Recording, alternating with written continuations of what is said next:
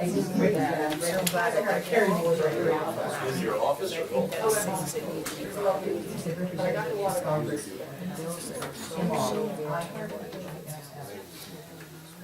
Well, the Tea Party needs a kick in the butt, if you ask me.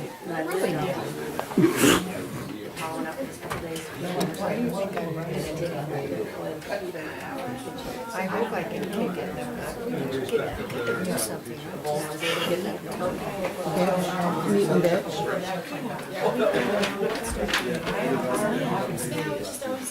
I agree.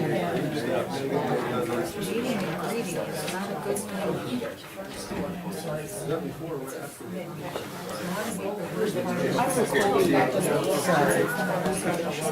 Okay, well, so it's a safety mechanism.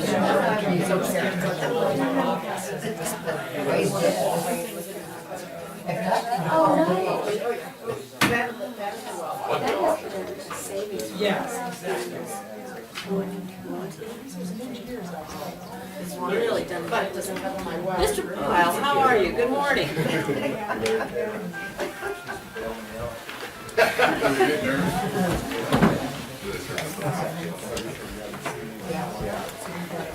No, last minute 43.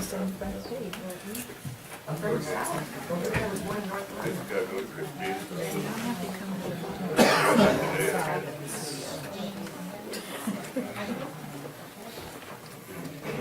It's not on the agenda today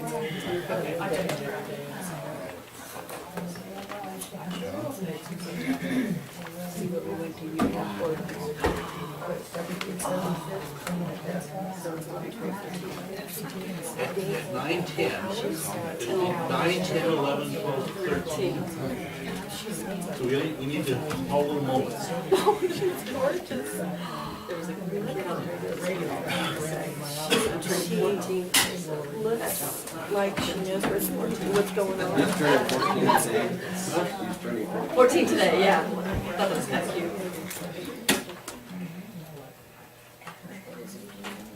You ready? She's Call the meeting to order.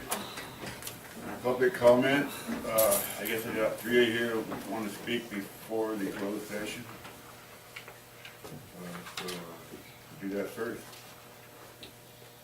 Okay, Larry Johnson. Larry.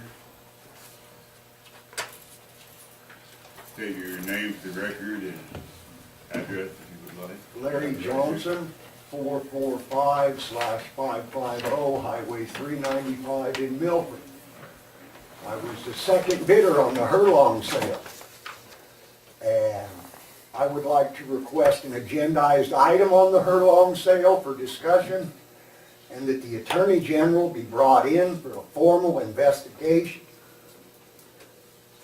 This sale was designed from the gate to exclude all bidders other than the chosen bidder. V2 was put in the sale by Mr. Egan. Regina Sharp informed me prior to my submitting my bid that it had been withdrawn. Mr. Hammond, who acted as an agent of Pizzoli and Smith, doing the walkthrough of Herlong, confirmed this prior to my bid being presented. So it was not included. So yes, I did come in lower than Mr. Pizzoli and the Smiths, but it was due to county misinformation. My bid would have been higher had I known that you were going to rent office space from me if I bought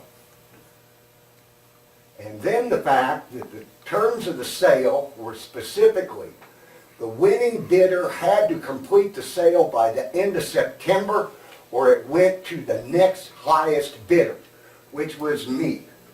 You then extended his term 30 days, allowing him to knock me completely out of the process. If you add up the county's time in those from October 1st to the close of escrow, as well as maintaining Herlong for that 30 days, he was no longer the highest bidder. And I brought this to my Supervisor Hammond's attention, and he told me, very frankly, to get over it. They had their bidder, and he was gonna get it.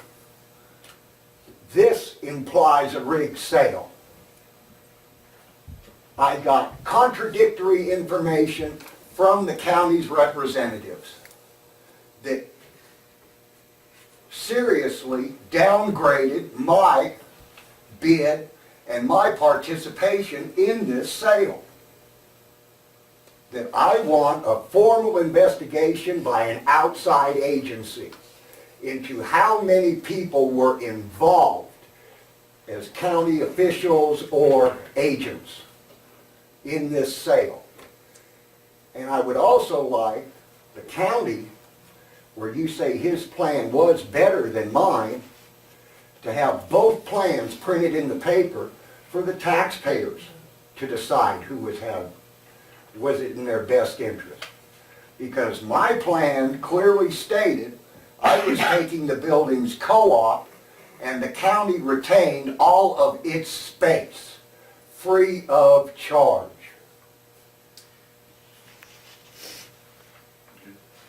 Thank you very much. Thank you for your comments, sir. Next, we got here, Jim. You pronounce your last name. Swistowitz. Okay, I didn't want to mess it up. Yeah, my comment is on the same as the gentleman before, but it has to do with the sale of the resource center specifically. And as he said, and as I was under the impression that that building was not to be sold along with the rest of the property. And again, we were assured by the county and by individuals in the county that it would not be sold. And then turn around and it was sold along with the rest of the property.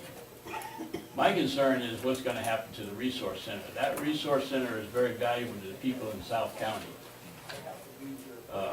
And it provides a service, and the lady that runs it, Miss Janice Gocha, she is very good at it, and people rely on that center.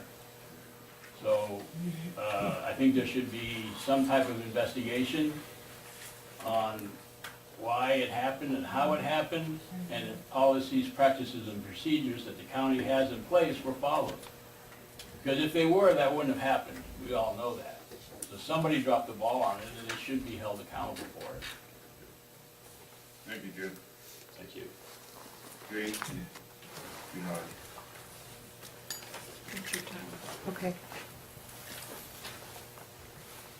Good morning, gentlemen. My name is Jean Hodge, and I'm aware that there's a little bit of confusion about this and misinformation about Building 170 that was sold, and people are upset, and this is the public's property, money involved, and this is not a closed session item.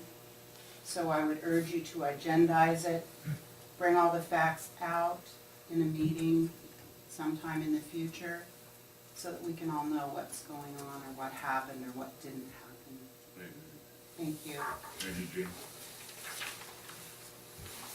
We got two for Jim. Is it Spencer? I didn't know you were going to talk about it today, but there are extreme discrepancies on that sale.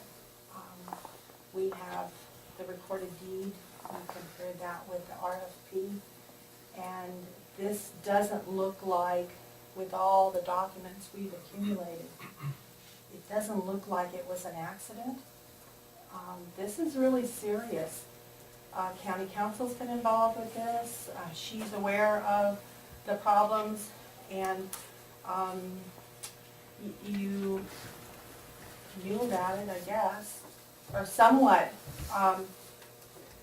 were involved with the sale, but there are extremely serious discrepancies in the sale of this property. I wasn't going to present it today, but we'll present you with a detailed description of what where we see that, can we help seize the problems? But the RFP didn't include, the property was sold, but it didn't include, huge, like 1,200 acres of land, 1,500 acres of land. That wasn't included in the RFP, but was sold. I mean, that's just the tip of the iceberg. This was a debacle. This is an embarrassment for the county, and it's too bad that the newspaper isn't here, but Can We Help will post the findings on this, and it's just embarrassing for you guys. And county council, you should look at her first. Okay, anybody else wish, Iona McCain? Thank you very much, Chairman Kyle. Iona McCain here. I see a kind of different thing happening here with this transition of the property in the local reuse authority. And what it boils down to is that there was a young guy here. Yellowstone. Yeah. You know, he was bidding on something that wasn't really what it was, and he was turned down. I don't know how correct it is, but I think some people have really been harmed in this wrongful transaction. Thank you very much. And it could get more serious. Thank you. Thank you. Anybody else wish to speak before we go into closed session?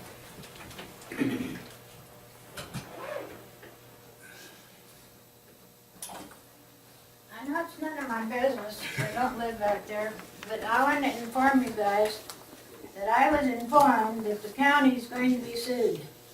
There's 3 board members I gotta kick out of here. You gotta get rid of them, they're no good.